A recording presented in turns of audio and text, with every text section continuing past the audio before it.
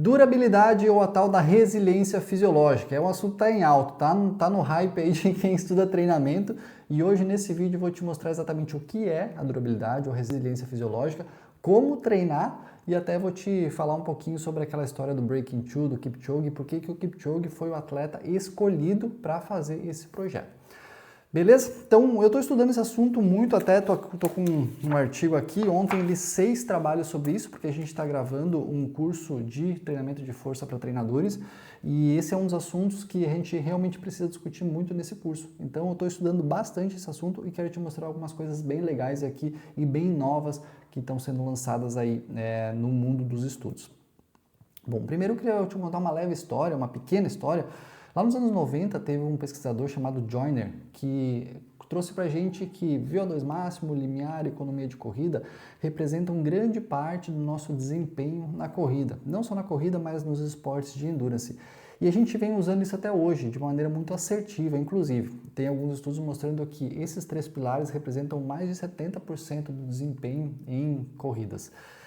Porém, aqui tem uma falha, um problema. Na verdade, não é uma falha, é um probleminha, que é os testes eles são feitos com o atleta descansado. Então, vai o atleta lá para o laboratório, testa o seu VO2, testa o seu limiar, testa a sua economia de corrida, só que ele não está numa situação de prova, ele está simplesmente descansado fazendo um teste no laboratório.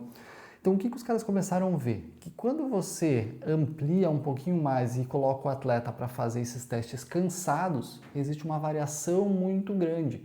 Ou seja, os atletas do exatamente o mesmo nível, exatamente o mesmo VO2, mesma economia, mesmo limiar, esses atletas são totalmente iguais. Só que depois de 90 minutos ou depois de 120 minutos, esses atletas começam a ficar muito diferentes. Alguns atletas começam a perder mais desempenho, outros começam a perder menos desempenho. Então começou a se entender que precisa adicionar um quarto pilar aqui, que é um pilar de durabilidade ou da resiliência fisiológica. O quanto você perde conforme os quilômetros passam. Que você vai perder, isso é certo, todos nós perdemos. Mas aí a gente começa a ver quem é mais resiliente, quem é mais durável. E aí por isso esses nomes, né? Durabilidade, resiliência fisiológica. Até tem um estudo aqui que comparou isso. Depois de 2 horas de treino, lá numa esteira, eles fizeram um teste, os caras descansados, VO2, limiar, economia de corrida. Depois de 120 minutos, 2 horas, eles testaram novamente. E eles viram uma variação muito grande. Alguns atletas perderam lá 1, 2%, e alguns atletas perderam 16%, e outros perderam 33%. A média ficou em 16%. Mas olha só que interessante.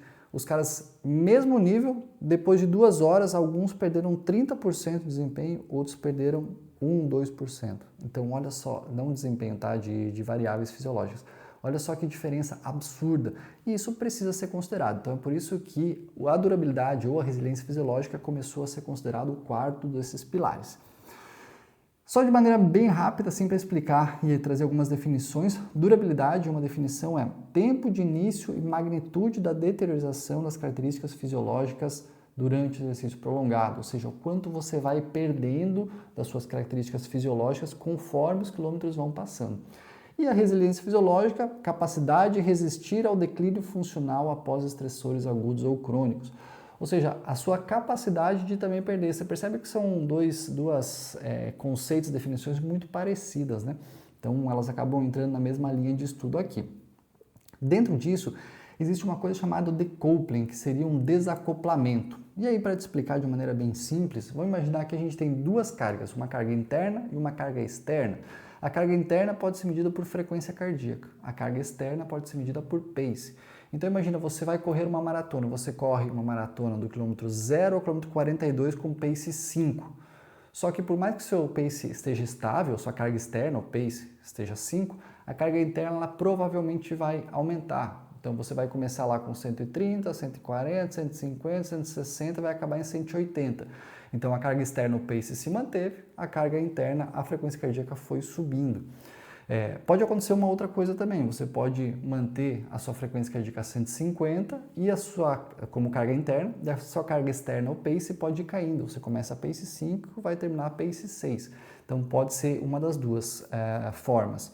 Geralmente é essa questão de desacoplamento ali, a gente tenta manter tenta manter o pace e a frequência cardíaca tende a subir um pouquinho mais, né? O que é o decoupling? Tem um momento onde você está correndo a maratona, pace 5, frequência cardíaca 150, daí ela vai 152, 153, 154, 155, chega uma hora que ela vai para 165, 180, a partir desse momento é onde teve o desacoplamento. Elas vinham em linha, mas teve um desacoplamento.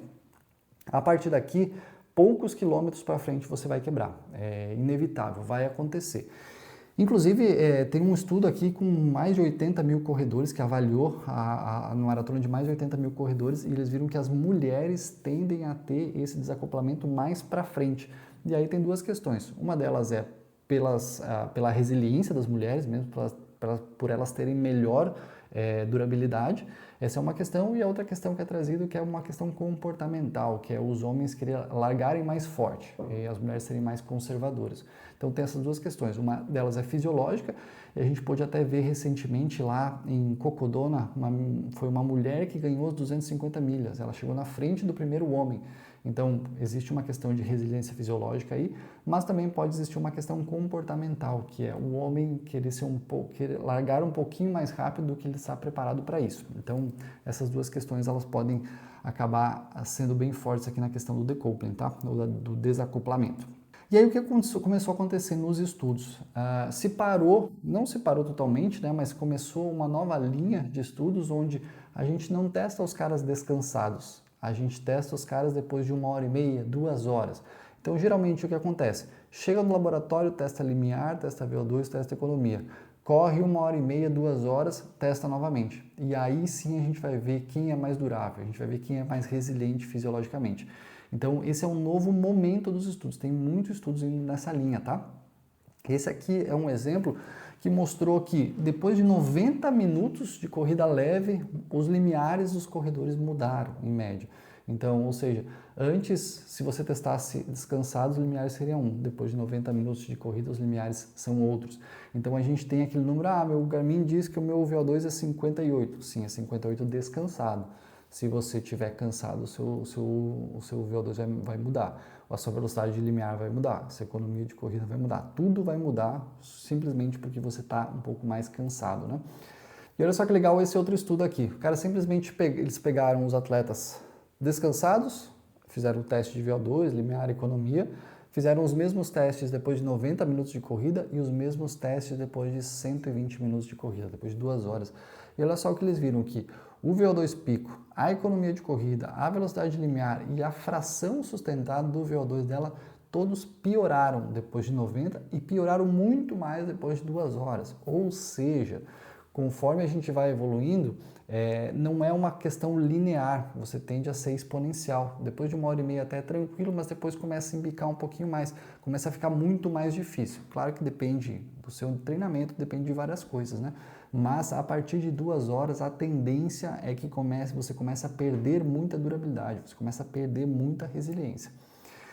E olha só que interessante aqui, você vai falar assim, beleza Alex, entendi tudo isso, mas como é que eu faço para treinar, para não ter tanta perda, para melhorar a minha durabilidade?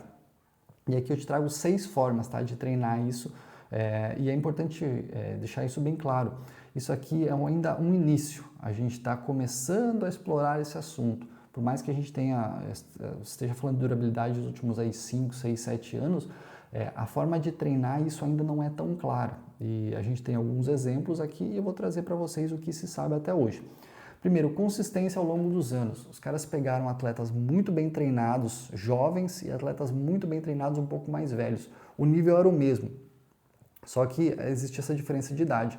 Aí eles fizeram o teste descansados, mesmo nível. Fizeram o teste depois de cansados, esses caras que têm mais tempo, mais anos de treinamento, desempenharam bem melhor. Ou seja, teoricamente, treinar por mais anos te deixa mais durável. Segundo, sessões mais longas, regulares. Quanto mais treinos longos você fizer, teoricamente melhora também. Eles pegaram atletas do mesmo nível, testaram descansados e depois testaram esses caras novamente. Qual que é a diferença desses dois grupos? Um grupo estava com um volume de treino mais alto, próximo de 90 km, se não me engano, e outro com um volume de treino mais baixo. Esse grupo aqui com volume de treino mais alto resistiu melhor, perdeu menos. Ou seja, treinos longos, teoricamente, não só longos, mas também volume de treino, teoricamente melhora a sua durabilidade. Terceiro, treinos progressivos. Eles trazem isso muito lá do Quênia, tá? Então os caras começam um treino, por exemplo, de 30 quilômetros, num ritmo muito leve, conforme o tempo vai passando, eles vão acelerando. Então eles começam lá, até dar um exemplo aqui, começaram em 10 km por hora e terminaram a mais de 20 km por hora. Então eles fazem como se fosse uma pré-fadiga para depois entrar em ritmo de prova e aí sim você melhorar a sua durabilidade. Quarto ponto, ritmo de prova ou acima.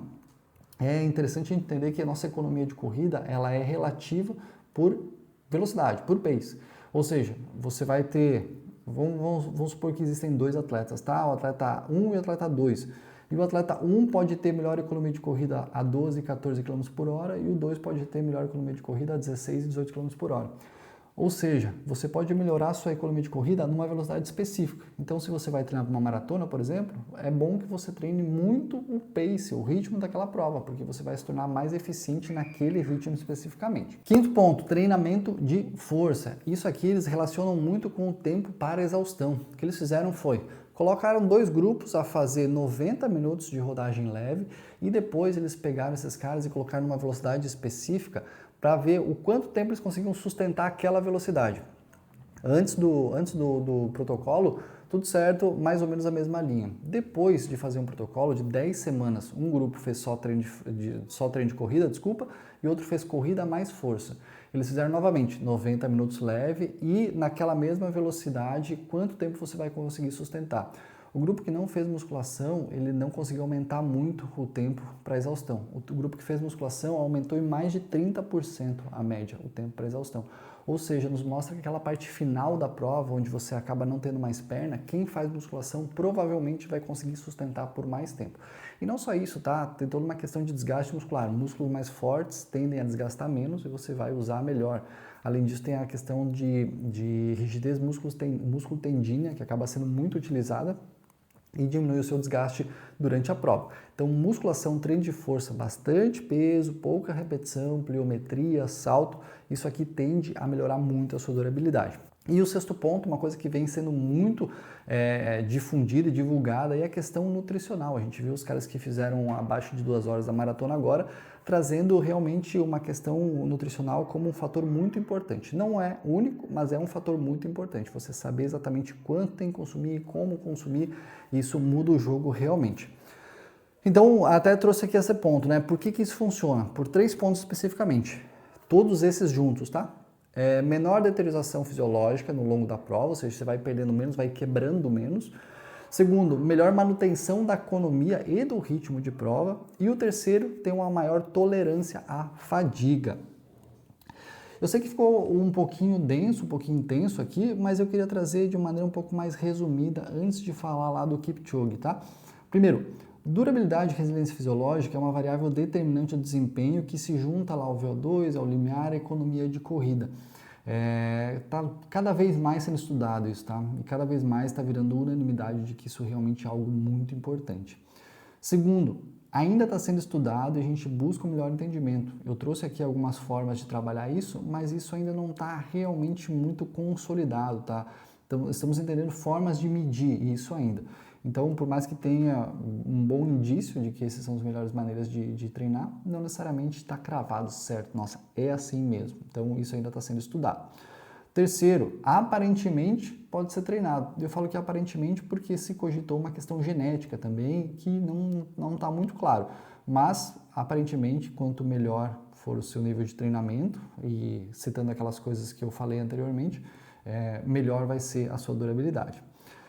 Quarto ponto, aqui é o que realmente pode melhorar o que a gente sabe até hoje.